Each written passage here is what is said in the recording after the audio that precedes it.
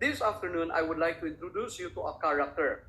And his name is not actually commonly found, and perhaps he is not that popular character in the Bible, but I hope that as we are to know him more, that we are going to love this person.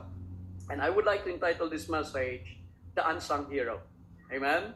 In the Bible, there are lots of Bible characters who probably we say that they are not so prominent, but they are hero by God. In the eyes of God, and as they have been used of Him in His work. And so, again, in our church, there are believers who are there but working silently. Amen? There are many believers, converted people, that they are in the church, they are doing their work silently, and never that they are seeking for recognition. They're just there as a means of encouragement to many. Okay? Actually, to tell you honestly, your presence alone is already an encouragement to a preacher. Amen? And so I hope that every Sundays we are going to really make ourselves available, because you know what? Coming to church would already be an encouragement to other people. And so when I was not yet a pastor and doing the ministry in the Philippines, I made it sure that I would never escape attending worship gathering, because I have learned from my pastor when he said, you know, if you are here every time that I am going to preach, that the moment that I would see you, you are already an encouragement. So I really committed myself to that. And that's why wherever God would lead me during the weekdays, even doing my business, but I make it sure that every Sundays I would attend, I would go home and be able to attend. And so the first thing that you would notice about this person, Barnabas, it's not Barsabbas, amen? It's a different character. But this person, Barnabas, is his real name is Joseph or Joses. But the apostles probably have given this nickname Barnabas because it is coined that he is a son of encouragement. He was probably given to him because of his inclination of serving God through the church. And of course, his willingness to do whatever the church would need him. Later on, we are going to see some verses that will give us more enlightenment, that would give us knowledge more about this character. Now, I would say, I know that you would agree with me that all of us needs encouragement. Amen? Everybody, every believers, we need encouragement. But in reality, are we an encouragement to others? You see, as we need encouragement, we have also to commit in ourselves and resolve that by the grace of God, I would be an encouragement to others also. Let it be that that would be our prayers after this message. And so, as we move on, I would like to share some reasons why Barnabas was really a person who is an encouragement to many. Number one, or with our title, The Unsung Hero. So there are just three things that I would like to share this afternoon, and I hope that by them, we are going to see for ourselves that at the end of the message, we are going also to make ourselves like Barnabas. Number one, he says there, Barnabas sacrificed his fortune. Okay? He sacrificed his fortune. Number two, Barnabas supported the friendless. And thirdly, he strengthened the flock. After that, we're done. Okay? And so, if we get back in verse number 37, or in verse number 36. Let me read again. Who by the apostles surnamed Barnabas, which is being interpreted the son of consolation, a Levite, and of the country of Cyprus, having land, sold it and brought the money and laid it at the apostles' feet. Beloved in the Lord, I would like us to understand that Barnabas could be one among those people that are wealthy during that time. Okay?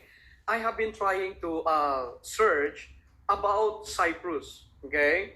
Cyprus is, of course, located in the Mediterranean. And then it is also a rich country. It's not that big country, but it is rich. And at the moment, even so now, it is also a place where lots of tourists are going into that place. Amen? So that was Cyprus. And so, even during the time, owning a land or a property in that small country would really entail a lot of money for you to be able to purchase a thing, okay, a parcel of land. And so you would notice how that after he was converted and was convinced that God is actually calling him for a greater ministry, you know what he did? He sacrificed his fortune. Could it be that in that money, he can buy many things? Amen? So, actually, there is this one person by the name John Phillips. He referred Cyprus as the secular Canaan. Okay? And if we are going to imagine what Canaan is all about, it might be a very fruitful and a very rich country or a very rich land. And that's why not everybody can just purchase a property unless you have a good amount of money and also that you have lots of connection. Okay, as we said. But Barnabas, when looking into the ministry, okay, he surrendered his fortune by after selling that property, he brought the money and gave it to the apostles. Okay? It says there in verse number 37, and it brought the money and laid it at the apostles' feet. And that's why during that time, beloved in the Lord, this money is not only for the purpose how that the apostles will consume it for them. Amen? But no, it is in support of the ministry. Okay. So, I would like us to be able to understand that he probably needed that, but he knows that there are lots of people who are more in need, you see? And so, with that, I would like us to be able to see how that in our time today, I hope that by the grace of God, we might not be able to give as much as Barnabas did. We are not, of course, telling our members in this church that you go and sell your property and bring it to the church. No, okay? But by the grace of God, whenever we have the capacity, God has given us the work, God has given us His blessing, and even in the Old Testament, I remember that verse that He said, you see, it is God that giveth us the power to get wealth. Do you agree? Amen? It is God that give us the power to get wealth. It is not because of our abilities. It's not about our skills. It's not about our knowledge or our discarte, as they say. But no, it must be God. Now, recognizing all these things, my friends, as we would like also to be of help in God's ministry, you know, our offerings that we give in this church, that is being used for the furtherance of God's ministry. Amen? It is for the furtherance of God's ministry. By doing so, Barnabas was declaring that he would live a life of faith. The moment that he gave that amount, okay, he is already there depending upon God's sustenance upon him. And so he answered God's call by stepping out in faith, and whatever the direction and leading of God for him, that he is more than willing to take, you see. And so I would like us to be inspired of this person, Barnabas. He is not only thinking of his own personal benefit, but he thinks of the greater need for the ministry. You see, his sacrifice is everything.